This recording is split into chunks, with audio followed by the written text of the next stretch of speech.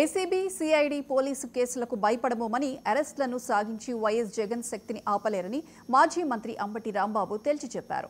ఆ కేసులకు భయపడే వాళ్లు వైసీపీ నుంచి సర్దుకుంటారని, లేని వాళ్లు కొనసాగుతారని అన్నారు.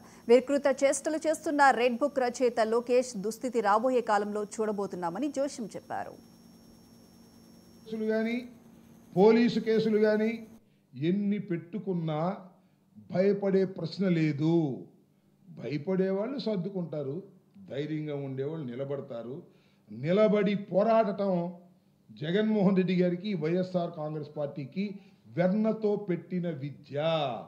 జగన్మోహన్ రెడ్డి గారిని నిర్బంధించటంతోనే అసలు ఈ రాజకీయ పార్టీ దూకుడు ప్రారంభమైంది. అందువల్ల ఎంతమందిలో లోపల పెడతారు, మళ్ళా వస్తారు.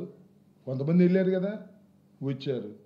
ఏది మా సురేష్ గారు వెళ్ళాడు, 150 రోజులు ఉన్నాడు, వచ్చాడు. మా రామకృష్ణారెడ్డి 50 రోజులు ఉన్నాడు, ఎమ్మెల్యే, వచ్చాడు. మళ్ళీ ఒక ఎమ్మెల్యే గారు ఇప్పుడు లోపల ఉన్నాడు, వస్తాడు, అక్కడే ఉన్నాడు కదా. ఇంకా ఎవరినో విడుదల రజనీ గారిని లోపలేస్తామంటున్నారు, అదేంటి నాని గారిని లోపలేస్తామంటున్నారు.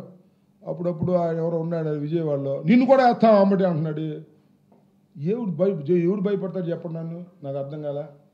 భయపడేవాడు ఎవ్వరు లేరు. భయపడి ఉంటే సర్దుకుంటారు, సర్దుకోనివ్వండి. టైం వచ్చినప్పుడు అద్భుతంగా ముందుకు సాగుతాం. ఏసీబీ కేసులకి, సిఐడి కేసులకి, పోలీసు కేసులకి, నిర్బంధాలకి, అరెస్టులకి జడిసే పనే లేదు. నీకు స్లోగం చూసాను, చిన్నప్పుడు కమ్యూనిస్ట్ పార్టీ వాళ్ళు చెప్పేవాళ్ళు, అరచేతిని అడ్డుపెట్టి సూర్యకాంతి నాపలేరు, అరెస్టులను సాగించి ప్రజాశక్తిని అడ్డలేరు. దీని కొద్దిగా బాబు సవరణ చేస్తున్నా. అరెస్టులను సాగించి జగన్ శక్తిని అడ్డలేరు. రాసుకోండి, ఆ తర్వాత చూసుకోండి.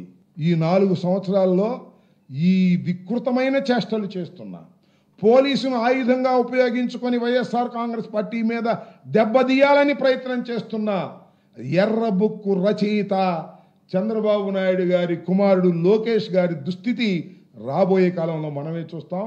అప్రజాస్వామికంగా పరిపాలన చేసినటువంటి ఏ శక్తిని ఈ దేశంలో చూస్తూ ఊరుకోలేదు.